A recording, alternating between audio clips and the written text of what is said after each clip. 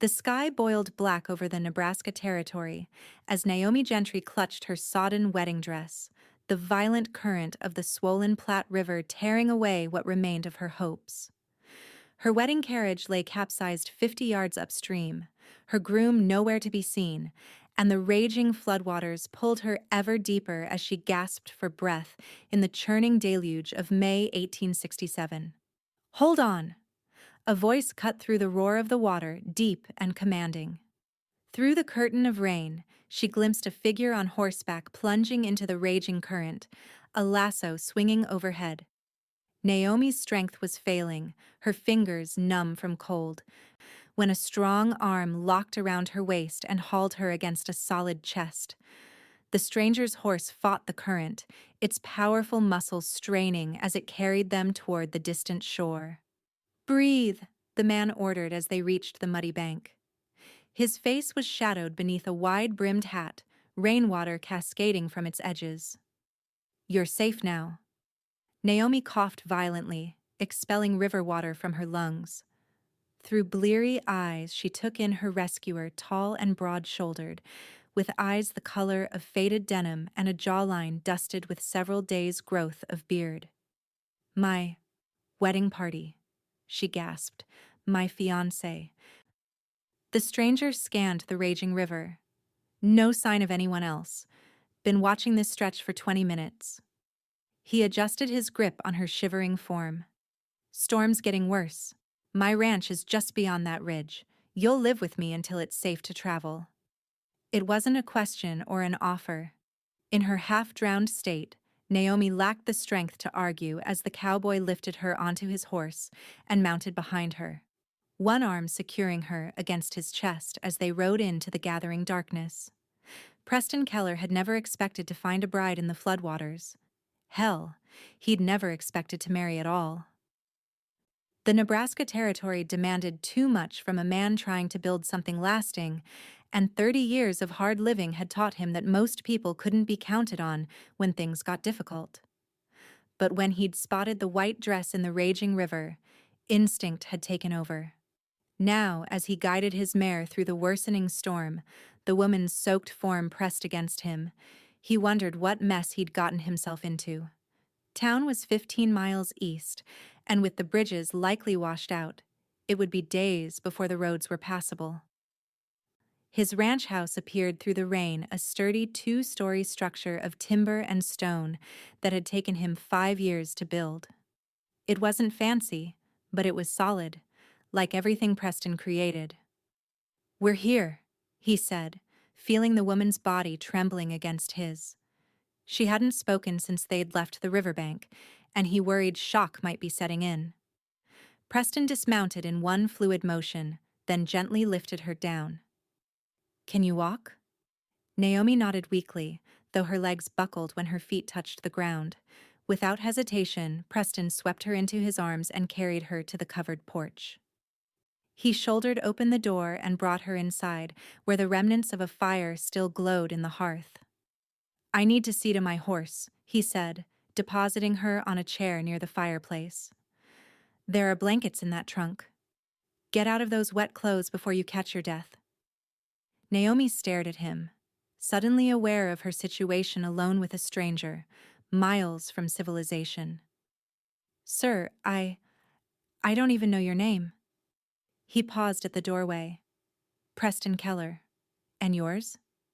"Naomi Gentry." She clutched her ruined wedding dress around her.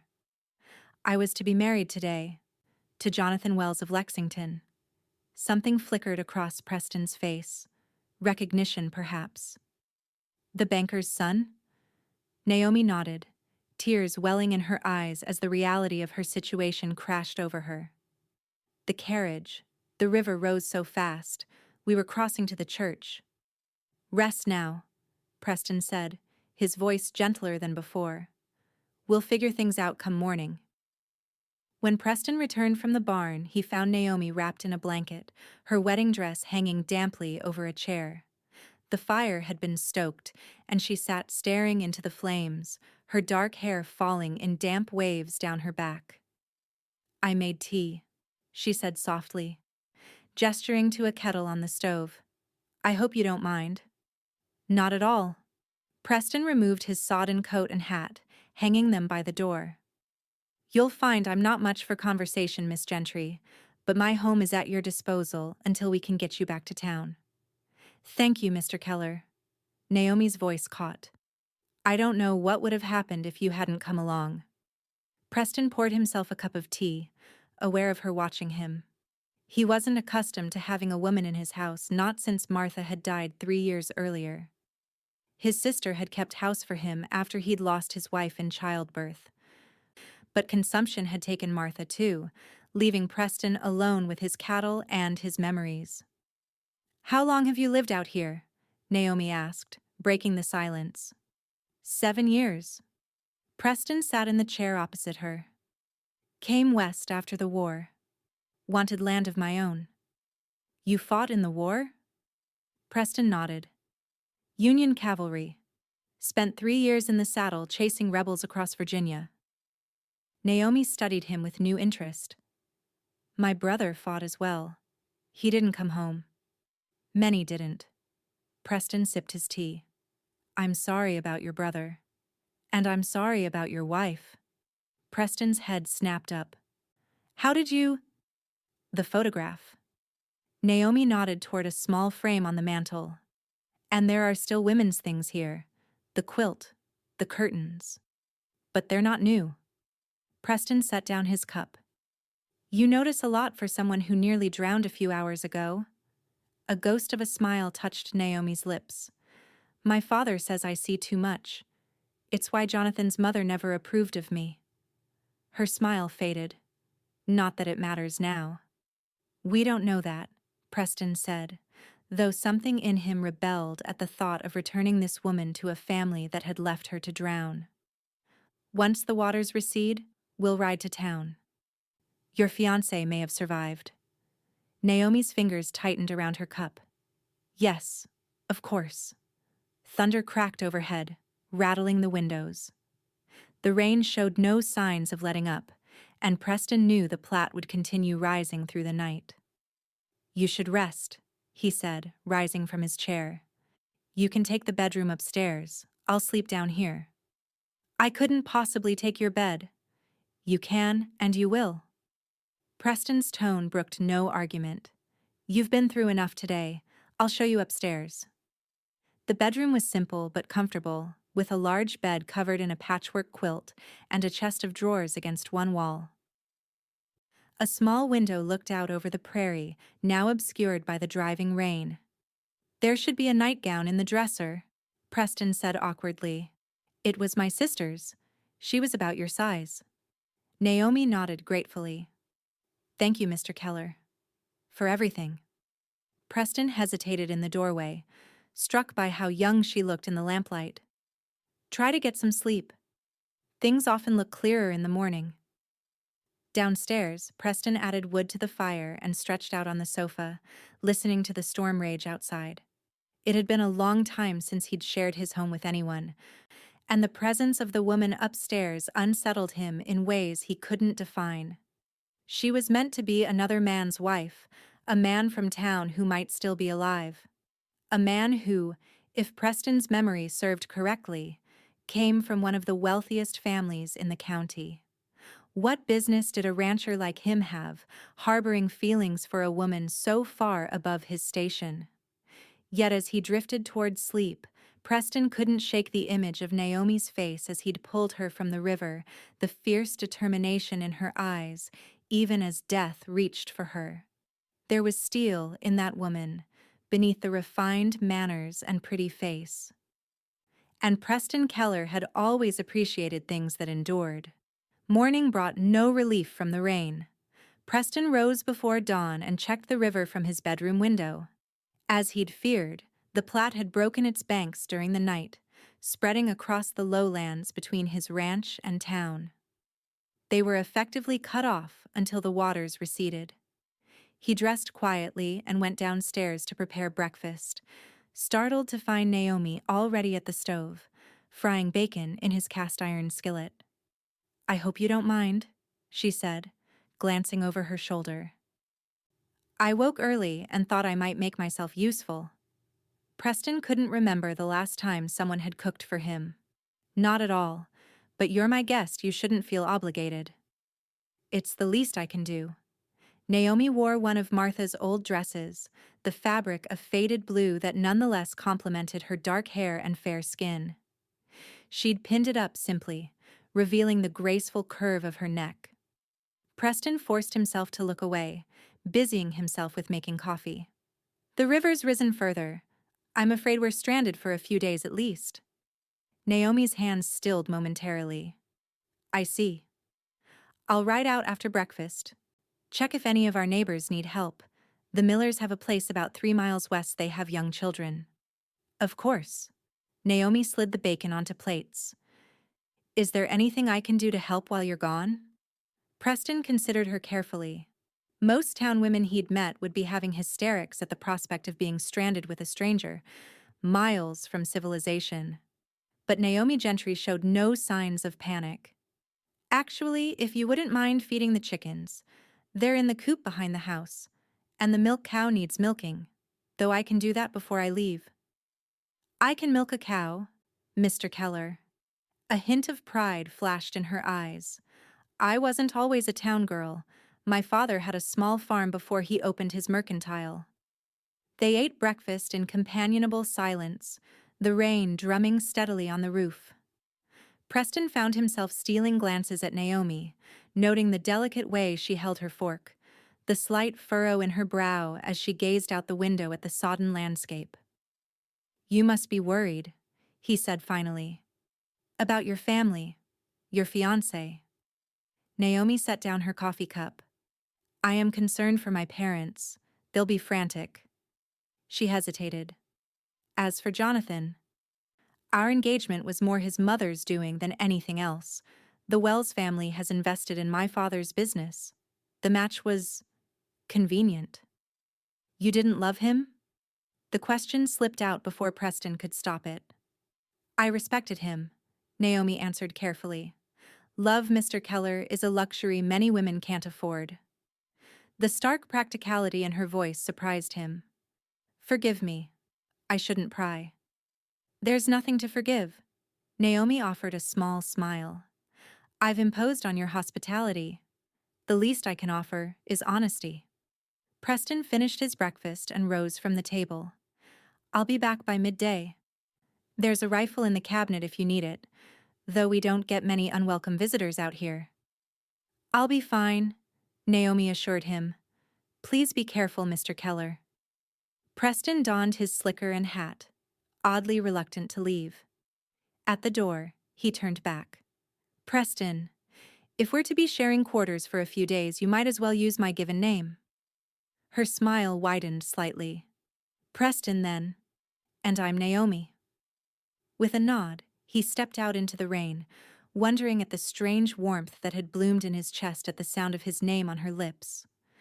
The Miller family was indeed in trouble when Preston arrived. Their small cabin stood on slightly higher ground, but their livestock pens were partially submerged. He spent several hours helping Charles Miller move their animals to safety, all the while conscious of the time passing and the woman waiting at his ranch. By the time Preston turned for home, the rain had finally begun to slacken, though the skies remained leaden. His thoughts kept returning to Naomi, to the quiet dignity she'd shown in the face of disaster, to the pragmatic way she'd spoken of her engagement. He'd known many women over his 30 years, but few with her particular combination of gentility and strength. As the ranch came into view, Preston was struck by how different it looked. Smoke curled from the chimney, and despite the gloomy weather, the place somehow seemed more alive than it had in years. He found Naomi in the kitchen garden, a shawl pulled over her head against the drizzle as she gathered what vegetables had survived the downpour. You shouldn't be out in this weather, he called, dismounting from his horse. Naomi straightened, basket in hand. The rain's nearly stopped, and I thought stew might be welcome after your morning's work. She nodded toward the Miller's farm. Is everyone all right? They are now. Preston took the basket from her as they walked toward the house. Charles's youngest son is ailing, though. Fever. His wife's worried. Concern crossed Naomi's features. Do they have medicine? Some willow bark tea, not much else. I could help, Naomi said thoughtfully. My mother taught me about herbal remedies. We might find what's needed in your woods. Preston glanced at her with new appreciation. You're full of surprises, Miss Gentry. Naomi, she corrected, a smile playing at her lips. And a woman should always maintain some mystery, Mr. Keller. Inside, the house smelled of fresh bread, and Preston noticed that the floors had been swept and the windows wiped clean. Even the tarnished silver frame that held his wedding portrait gleamed in the firelight. You've been busy, he observed, hanging his wet coat by the door. Naomi shrugged, setting her vegetable basket on the table. I dislike idleness, and keeping occupied helps me not to worry about. Her voice trailed off. About what we'll find when we reach town, Preston finished for her. She nodded, suddenly looking vulnerable. I keep thinking about the others in the carriage, Jonathan's mother, the driver, Jonathan himself. The water came so fast. Preston moved closer, fighting the urge to take her hands. You survived, Naomi. That's what matters now. Because of you.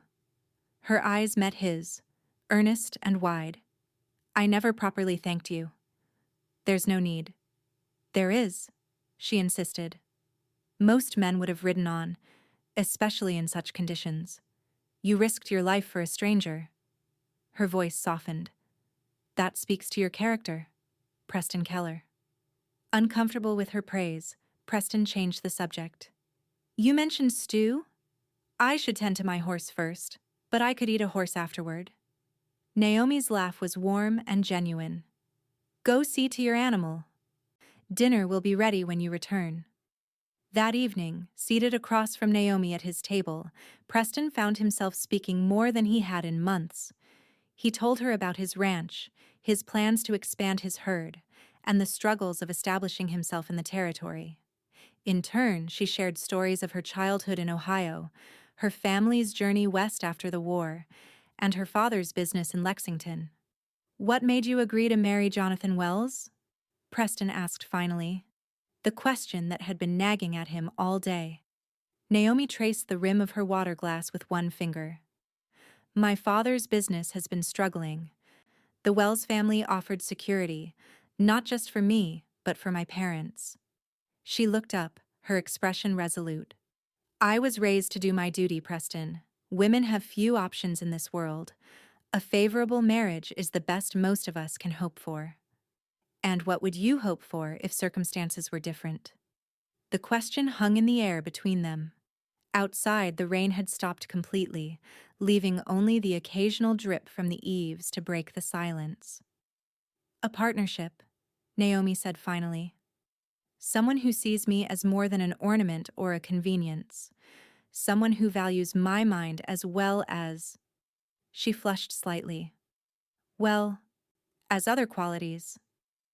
Preston found himself staring at her lips as she spoke, wondering what it would be like to kiss them.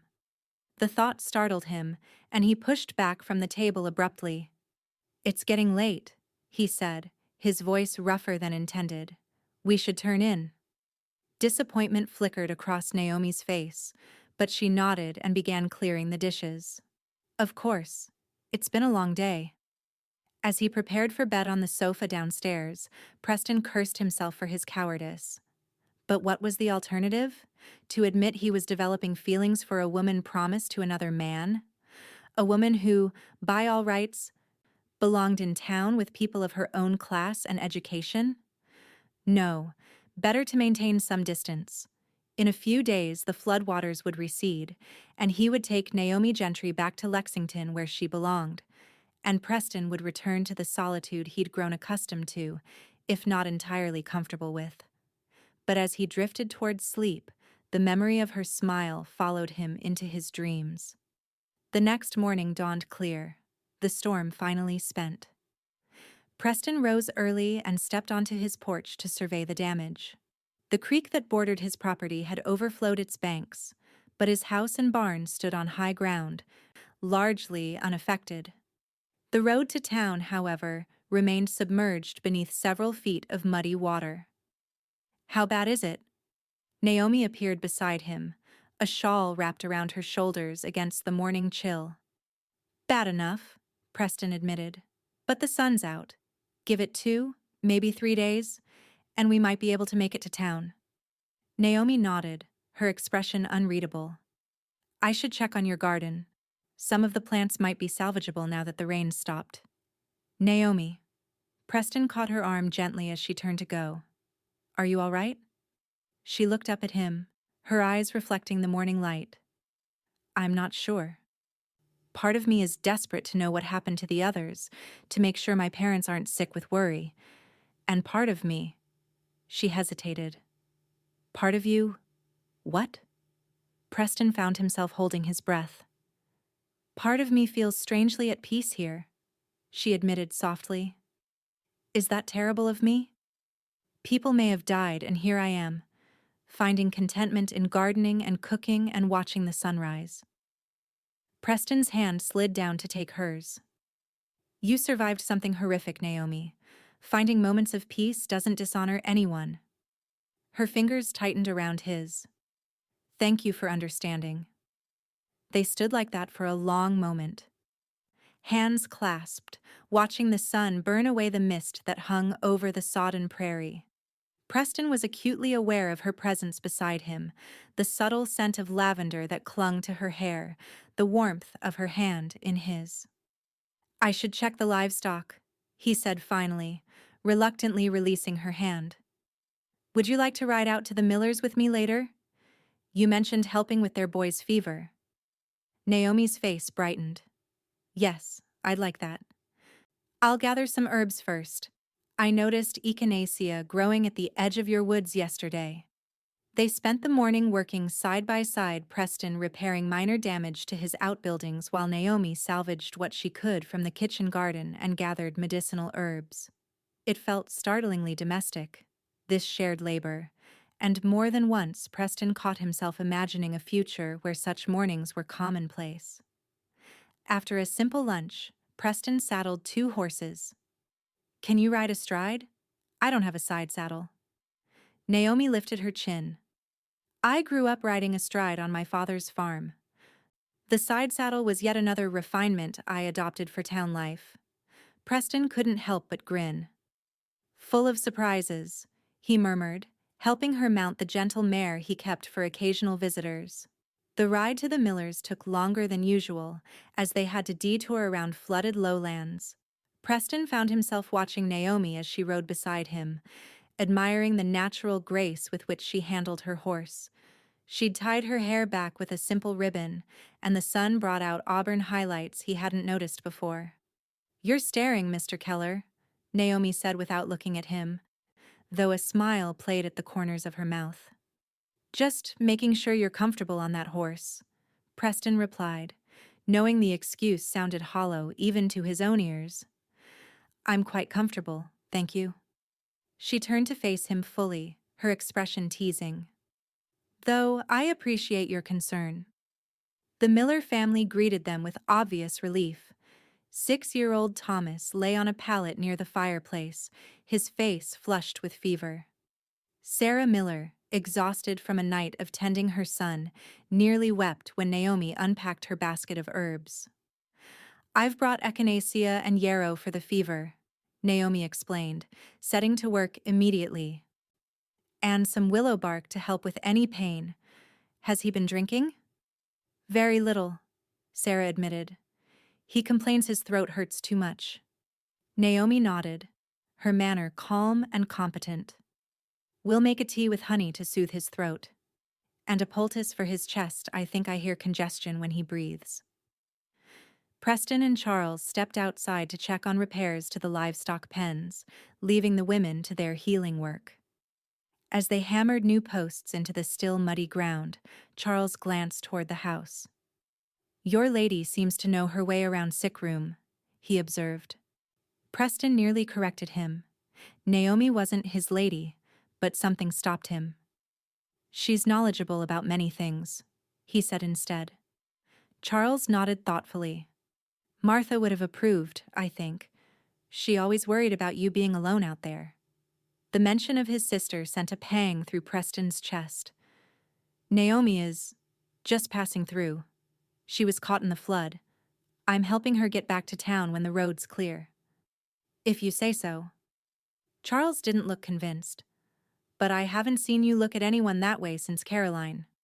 Preston drove a post into the ground with more force than necessary, not responding. His marriage to Caroline had been brief and tragic barely a year before she died, giving birth to their stillborn son. The memory still ached, though time had dulled its sharpest edges.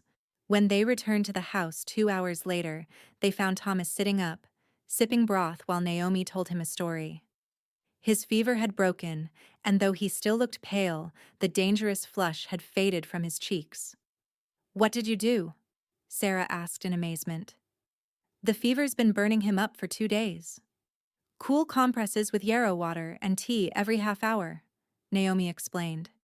"He's not fully recovered, but the worst has passed. Keep giving him the tea I've prepared, and make fresh poultices for his chest through tomorrow." Sarah hugged her impulsively. "We can't thank you enough." "It was nothing," Naomi demurred. "My mother taught me well." As they prepared to leave, Sarah pressed a jar of preserved peaches into Naomi's hands. "Please take these. It's little enough for what you've done." On the ride home, Preston kept stealing glances at Naomi, who hummed softly as they traveled. "You enjoyed that," he observed, "helping the Miller boy." Naomi nodded. "There's satisfaction in easing suffering. In town, we have a doctor for such things. But I've always believed women should know how to tend their family's health." "You'd make a good doctor yourself, if women were allowed such things." Naomi looked startled, then pleased.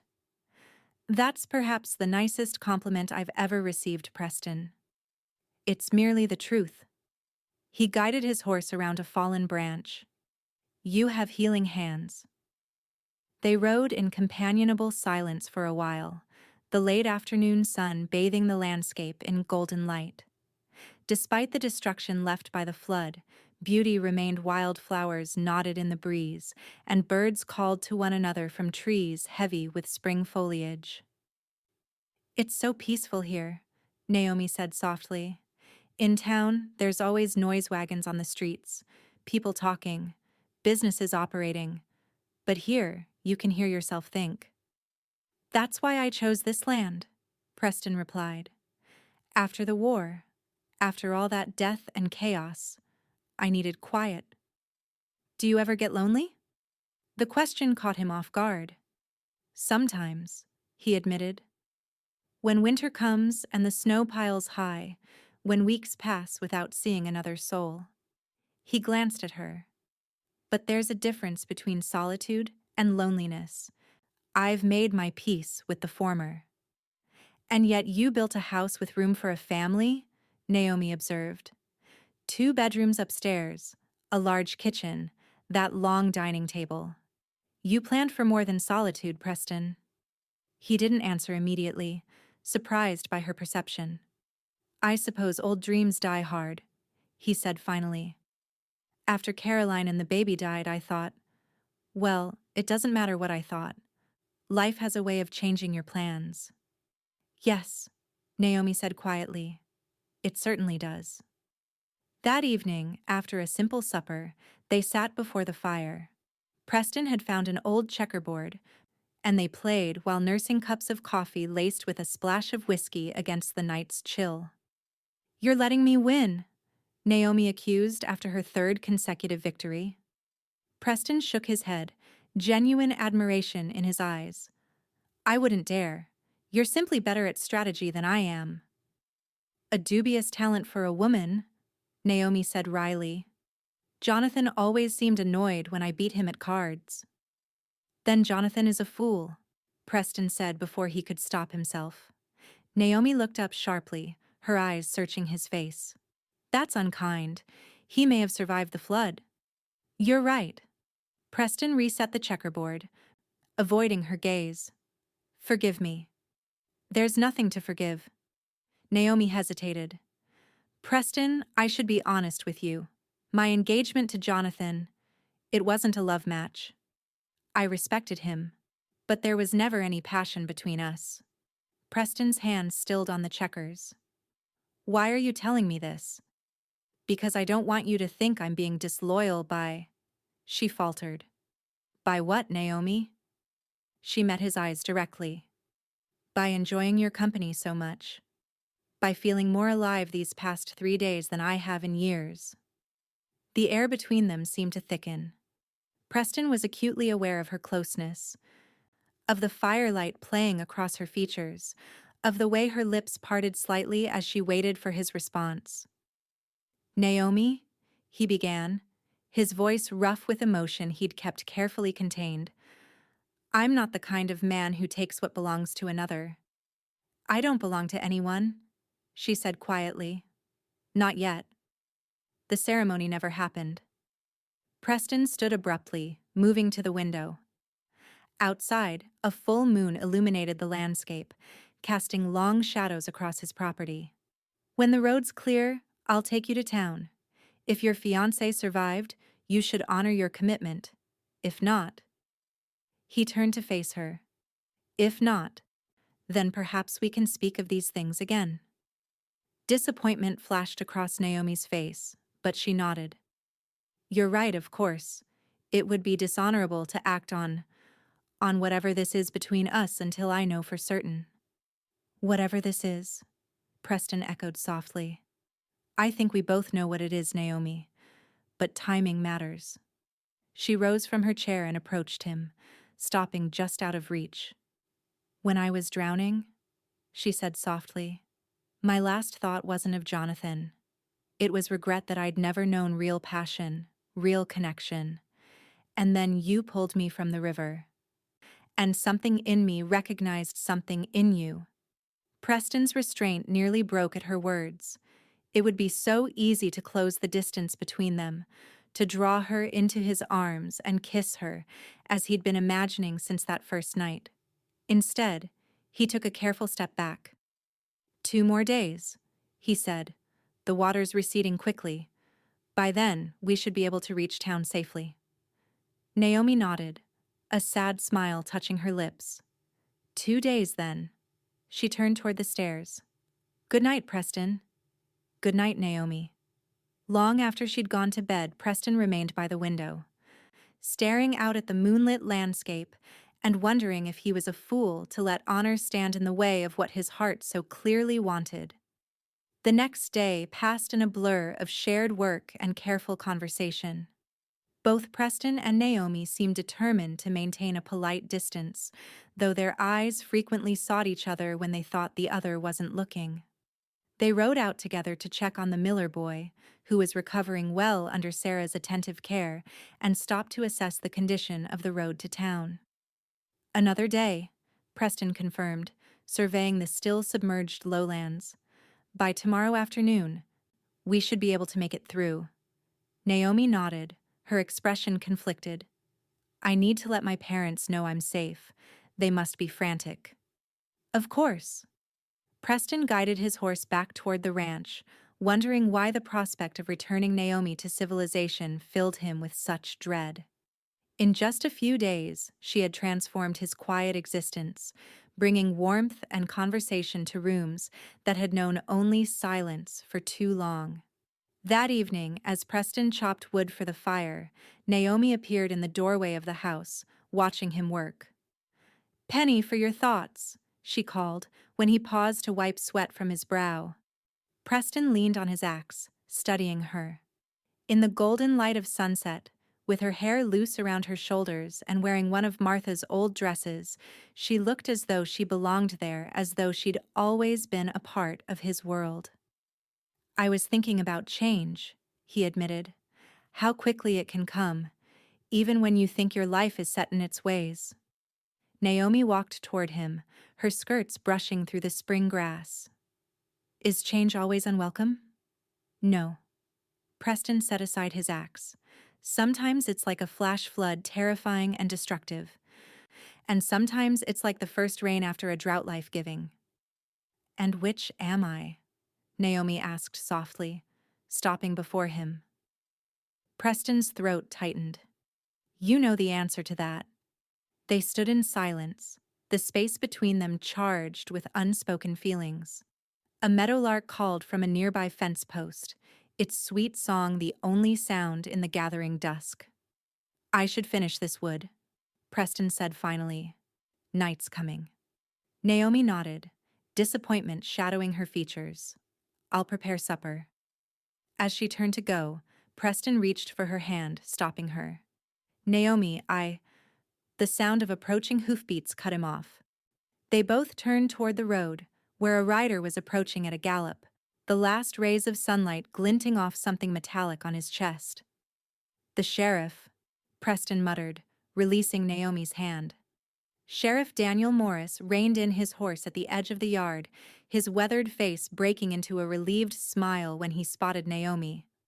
Miss Gentry, thank the Lord, he called, dismounting with the stiffness of a man who'd spent too many hours in the saddle. We've been searching for survivors for days. Naomi stepped forward. Sheriff Morris, how did you find me? The Millers, he explained. Charles rode into town this afternoon, said you were staying out here with Keller. He nodded respectfully to Preston. Half the county's been looking for you, Miss Gentry. Your parents are beside themselves. Are they all right? Naomi asked anxiously. Worried sick, but fine otherwise. The sheriff's expression grew somber.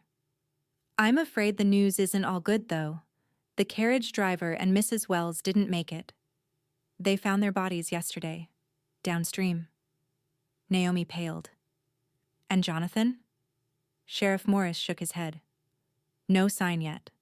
Some folks think he might have made it to shore somewhere and is making his way back. Others... He left the sentence unfinished. Preston moved to Naomi's side, not quite touching her but close enough to offer support if needed. When can the road be traveled safely? I was planning to bring Miss Gentry to town tomorrow. Parts are still underwater, but I found a passable route, the sheriff replied. We can leave now if you're up to it, Miss Gentry. Your parents are waiting. Naomi looked stunned, caught between relief at news of her parents and shock at the deaths of others from the wedding party. She glanced at Preston, a question in her eyes. You should go, he said quietly, though everything in him rebelled at the words. Your family needs you. I need to gather my things, Naomi said, turning toward the house. I'll help you, Preston offered, following her inside while the sheriff waited by his horse. In the privacy of the kitchen, Naomi turned to Preston, her eyes bright with unshed tears. I'm not ready, she whispered. I thought we had one more day. Preston's resolve crumbled. He stepped forward and drew her into his arms, holding her against his chest as she trembled. I know, he murmured into her hair. I know. For a long moment they stood locked together, hearts beating in tandem. Then, reluctantly, Preston released her. Your parents are waiting, Naomi, and there's still no word on Jonathan. You need to go. She nodded, wiping away a tear. You're right. She managed a weak smile. You're always right, Preston Keller. It's quite annoying. Despite everything, he found himself smiling back. One of my many flaws. Naomi gathered the few possessions she'd accumulated during her stay, a handkerchief Martha had embroidered, the blue dress she'd been wearing, a ribbon she'd found in a drawer. Preston watched her, memorizing each movement, knowing that once she left, his house would feel emptier than it ever had before. When they stepped back outside, the sheriff had already mounted his horse. Ready, Miss Gentry? Preston helped her onto his own mare. She'll take you safely, he told Naomi, his hand lingering on hers as he passed her the reins. She knows the way. Thank you, Mr. Keller, for everything, Naomi said formally, aware of the sheriff's watchful presence, but her eyes conveyed everything her words could not. It was my honor, Miss Gentry. Preston stepped back, his hands falling to his sides. Give my regards to your parents. As they rode away, Naomi looked back once, her figure silhouetted against the sunset. Preston raised his hand in farewell, then watched until they disappeared from view, taking with them the light that had briefly illuminated his solitary existence.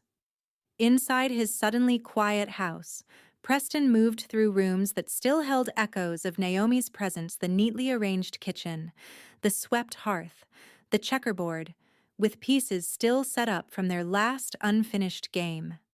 He poured himself a generous measure of whiskey and sat in his chair by the fire, staring into the flames and wondering if he'd done the right thing by letting her go.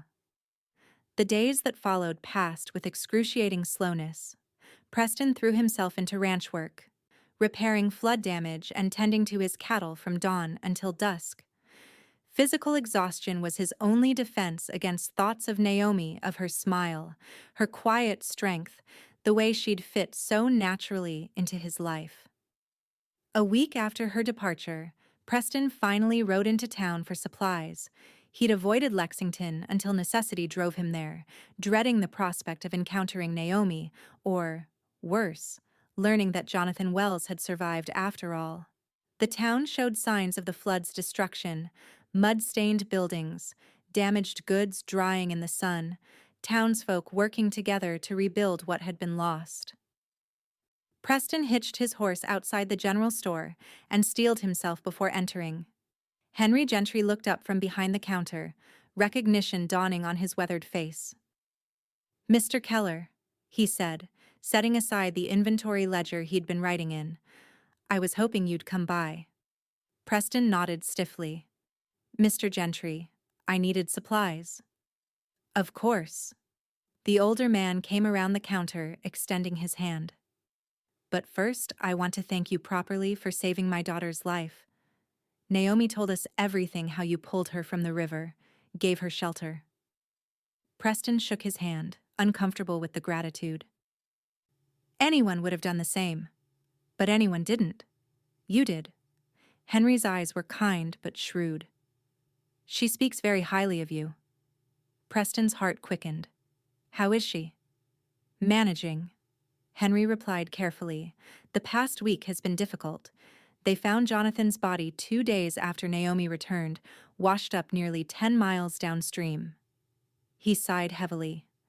"The Wells family is devastated, of course. Margaret Wells lost both her son and her husband within a year."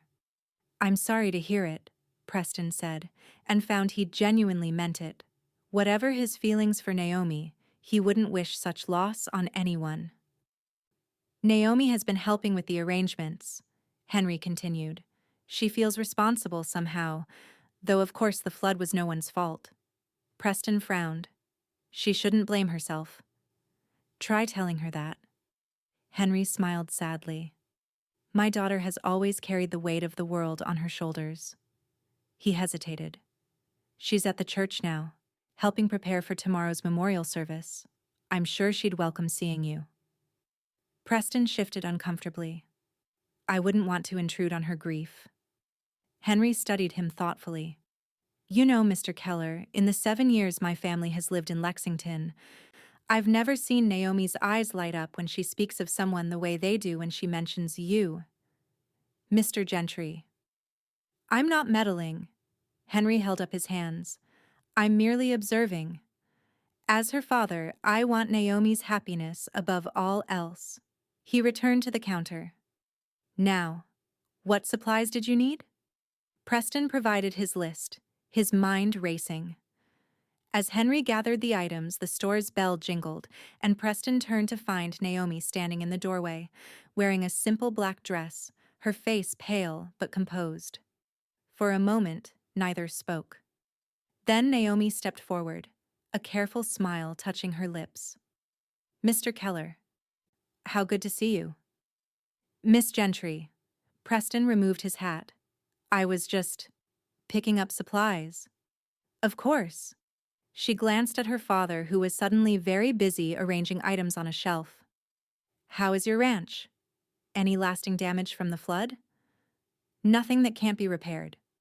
Preston desperately wanted to say more, to ask how she was truly feeling, to tell her how empty his house seemed without her, but the formality of their greeting had created a distance he didn't know how to bridge.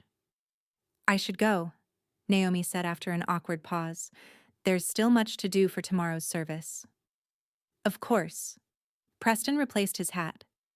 "Please accept my condolences for your loss, Miss Gentry." Something flickered in Naomi's eyes. Disappointment, perhaps, or resignation. "Thank you, Mr. Keller. Good day." She left as quickly as she'd arrived, the bell jangling in her wake. Preston stared after her, aware that he'd just squandered an opportunity but uncertain what he could have done differently. "For a man who faced Confederate cavalry," Henry Gentry said from behind him, "you seem remarkably frightened of my daughter." Preston turned to face him. "It's not fear, Mr. Gentry. It's respect. She's mourning her fiancé." "Is she?" Henry raised an eyebrow. "Or is she going through the motions that society expects of her?" He finished packing Preston's supplies. "The memorial service is at 10 tomorrow morning, if you're interested." Preston carried his supplies to his wagon, his thoughts in turmoil. The brief encounter with Naomi had only intensified his feelings for her, but propriety demanded he keep his distance while she mourned. Yet Henry's words suggested that perhaps Naomi's grief was more complex than simple loss. That night, Preston barely slept. He rose before dawn and dressed in his best clothes, the dark suit he'd worn to Martha's funeral, freshly brushed and pressed. He told himself he was merely paying respects to the dead, that his presence at the memorial service was simply the decent thing to do. But as he rode toward town in the early morning light, Preston knew he was going for Naomi. The church was crowded when he arrived, filled with townspeople come to mourn the flood victims. Preston slipped into a back pew, scanning the room until he spotted Naomi seated near the front with her parents. She sat straight-backed and composed, a black veil partially obscuring her face. Throughout the service, Preston found his gaze drawn repeatedly to her still figure. Once, she turned slightly, as though sensing his presence, but her eyes didn't find him in the crowded church. After the final prayers, people began filing out to the cemetery where symbolic markers would be placed for those whose bodies had not been recovered. Preston hesitated, unsure whether to approach Naomi or slip away unnoticed. The decision was made for him when Henry Gentry appeared at his side. "Walk with us to the cemetery, Mr. Keller," he said, his tone making it clear this was not merely a request. Outside, Naomi was speaking quietly with an older woman dressed in deep mourning, Jonathan's mother, Preston guessed. As he approached with Henry, Naomi looked up, surprise registering in her eyes before she quickly composed her features. "Mr. Keller?"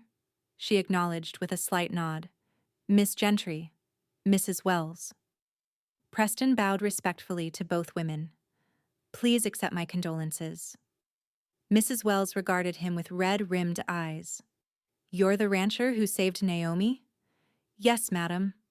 The older woman's face crumpled slightly. "I wish someone had been there for my Jonathan, too." She pressed a handkerchief to her lips. "Excuse me." As she moved away, Naomi sighed softly. "She blames me, I think, for surviving when Jonathan didn't." "That's not fair," Preston said quietly. "Perhaps not, but grief isn't rational." Naomi's eyes met his. "Why did you come today, Preston?" The use of his given name, spoken softly so others wouldn't hear, gave him courage. "I needed to see you," he admitted, "to make sure you were all right." A ghost of a smile touched her lips. "I'm managing. One foot in front of the other, as my mother says." They walked toward the cemetery, slightly apart from the main procession. Around them, townspeople cast curious glances their way, but Preston barely noticed. "Your father says you blame yourself," he said. Naomi was silent for several steps. "I suggested taking the river road," she finally admitted. "It was shorter, and I was anxious to get the ceremony over with." She looked away. "If we'd taken the high road, everyone might still be alive." "You couldn't have known the river would rise so suddenly," Preston argued. "No one could." "Perhaps, But intentions don't change outcomes, do they? They reached the cemetery, where fresh dug graves awaited the recovered bodies, and wooden markers stood for those still missing. Preston remained at Naomi's side throughout the brief graveside service, acutely aware of her presence beside him, of the careful space they maintained between them.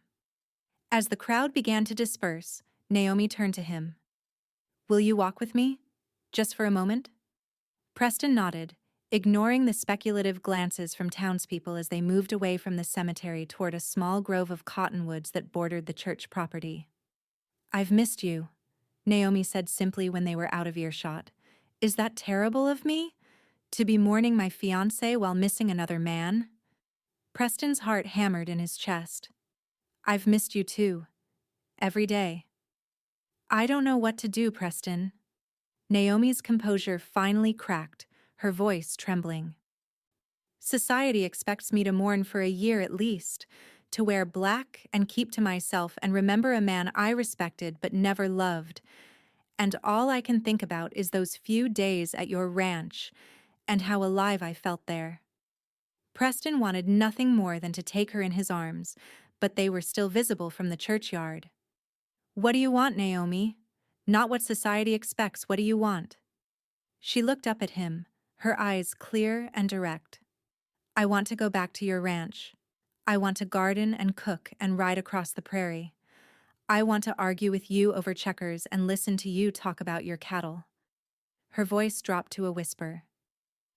"I want to fall asleep each night knowing you're near, and wake each morning to see your face." Preston's restraint finally broke. He took her hands in his. Propriety be damned. "Then come with me," he said urgently. "Not today, I know you have obligations here, to your family, to the Welleses. But when you're ready, come back to the ranch. Come home." Tears welled in Naomi's eyes. "People will talk. Let them." Preston squeezed her hands. "We'll marry first if that's what you want. Or we can wait until your mourning period is over, if that feels right to you. I don't care about the timing, Naomi. I just want you in my life." A tear slipped down her cheek. "I never expected this. When that flood came, I thought my life was ending. Instead, it was just beginning." "Sometimes destruction clears the way for new growth," Preston said softly. Naomi wiped away her tear.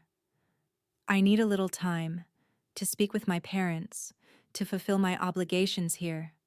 A month, perhaps." "I'll wait," Preston promised. "However long you need." They walked back to the churchyard, where Henry and Eleanor Gentry waited with barely concealed curiosity. Preston bid them a formal farewell, but as he mounted his horse, his eyes met Naomi's one last time, a silent promise passing between them. The month that followed was both endless and fleeting. Preston threw himself into preparing the ranch, fixing the sagging porch rail, repainting the kitchen, ordering new curtains from a catalog. He told himself it was merely spring cleaning, but in his heart, he knew he was preparing for Naomi's return. Letters passed between them, carried by the Miller boys who were happy to serve as couriers for a few coins. Naomi wrote of her conversations with her parents, who were surprisingly supportive of her feelings for Preston, and of the gradual softening of Mrs. Wells's attitude as her grief began to ebb. Preston responded with news of the ranch, descriptions of spring wildflowers he wished she could see, and increasingly bold expressions of his feelings for her. 27 days after the memorial service, Preston was counting a wagon appeared on the horizon. He was mending fence in the north pasture when he spotted it, and his heart nearly stopped when he recognized Henry Gentry at the reins and Naomi beside him. Preston dropped his tools and ran for his horse, riding hard across the pasture to intercept them. As he approached, he saw Naomi's face light up, and she stood in the moving wagon, waving eagerly. "Whoa there!" Henry called to his team as Preston reined in beside them. "Seems we've been spotted." "You're early," Preston said, his eyes fixed on Naomi, who wore a simple blue dress instead of mourning black. I couldn't wait any longer, she replied, her smile radiant. Father agreed to bring me today, along with a few of my things. She gestured to the trunks and boxes loaded in the wagon bed. Henry Gentry cleared his throat. I believe you two have some matters to discuss, so I'll just say this once. I expect my daughter to be properly married, Mr. Keller, and soon. Eleanor and I are willing to overlook certain social niceties given the circumstances, but there are limits to our modern thinking. Of course, sir, Preston agreed readily. I was hoping we might speak about that very matter. Henry nodded, satisfied. Good. Now, shall we continue to your ranch? These boxes won't unload themselves. At the ranch house, Naomi walked from room to room, touching furniture and smiling at the improvements Preston had made. Henry helped unload her belongings, then prepared to depart, leaving his daughter in Preston's care with a mixture of trust and fatherly warning in his eyes. I'll return with your mother in 3 days for the wedding, he told Naomi, kissing her cheek. Try to stay out of trouble until then. When Henry's wagon had disappeared down the road, Preston and Naomi stood on the porch, suddenly alone together after weeks apart. You're really here, Preston said wonderingly. I kept thinking I'd dreamed it all, you, us, everything. Naomi stepped closer, resting her hand on his chest. Not a dream. She looked up at him, her eyes filled with emotion. When you pulled me from that river, you said, "You'll live with me." Do you remember? Preston nodded. I was giving orders even then. You were saving me even then, Naomi corrected softly. Not just from drowning, but from a life half lived. She rose on tiptoe and pressed her lips to his, a gentle kiss that deepened as Preston's arms encircled her. When they finally parted, both breathless, Preston rested his forehead against hers. Welcome home, Naomi Gentry. Soon to be Naomi Keller, she reminded him with a smile. 3 days later, they were married in the front parlor of the ranch house, with only Naomi's parents, the Millers, and Sheriff Morris as witnesses. Naomi wore a simple cream-colored dress that Eleanor had helped her sew, and Preston wore his Sunday best, freshly pressed for the occasion. As they spoke their vows, sunlight streamed through the windows, illuminating dust motes that danced in the air like tiny stars. Outside, the land was fully renewed after the flood, prairie grasses waving in the breeze and wildflowers dotting the landscape with color. I now pronounce you husband and wife, the circuit preacher declared. Mr. Keller, you may kiss your bride. As Preston's lips met Naomi's, sealing their union, he marveled at how a moment of destruction had led to such profound creation. The flood that had nearly taken Naomi's life had instead delivered her to him, washing away the barriers between them and clearing a path for new beginnings. Later, after their guests had departed and twilight painted the sky in shades of purple and gold, Preston and Naomi stood together on the porch of their home, his arm around her waist as they watched the first stars appear. Are you happy? Preston asked, still scarcely believing that this remarkable woman had chosen a life with him. Naomi turned in his embrace, her eyes reflecting the fading light. Happier than I ever imagined possible. She smiled up at him. It's strange to think that I might have drowned that day, that if you hadn't been riding by. But I was, Preston said simply. And you didn't drown. No, Naomi agreed, rising on tiptoe to kiss him again. Instead, I learned to breathe. The years that followed brought challenges and joys in equal measure. Their first child, a daughter they named Martha Eleanor, arrived 11 months after their wedding, a robust, healthy baby with her father's blue eyes and her mother's determined spirit. 2 years later, Henry James joined the family, followed by Caroline Rose the year after that. The ranch prospered under their joint stewardship. Naomi's garden expanded to include medicinal herbs, which she dispensed to neighbors when the doctor was unavailable. She taught the local women about natural remedies, while Preston's cattle operation grew to become one of the most successful in the county. They never forgot how they'd found each other in the midst of destruction, in the fury of floodwaters that had taken lives, even as they'd brought Naomi and Preston together. Each spring, when the Platte River rose with melting snow, they would ride to its banks and remember both what they'd lost and what they'd gained. And on particularly stormy nights, when rain lashed the windows and thunder shook the house, Preston would hold Naomi close and whisper, "You'll live with me." No longer a command, but a promise fulfilled, a life shared, a love that had emerged from the flood stronger than the waters that had brought them together.